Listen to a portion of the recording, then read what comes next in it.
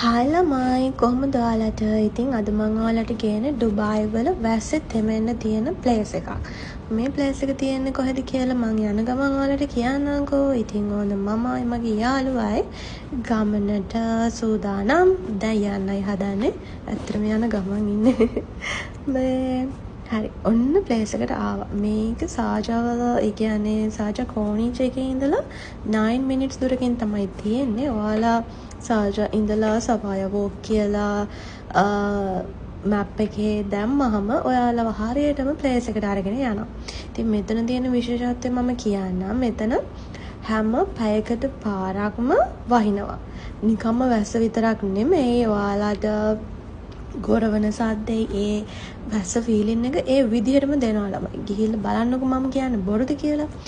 ඉතින් නැත්නම් මෙච්චර මිනිස්සු ගොඩක් එනවද මේ වැස්සට? නෑනේ අනික මේ දවස්වල අපිට සම. ඉතින් වැස්ස කොච්චර වටිනවද කියලා ඒ ෆීලින් එක දන්න කෙනෙක් නම් හොඳටම දන්නවා. ඉතින් ඊට පස්සේ ඔන්න වහින පටන් ගත්තා.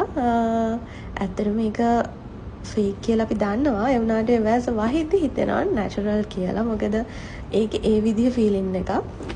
ගිහිල්ලම් බලන්න ආස හිතෙයි.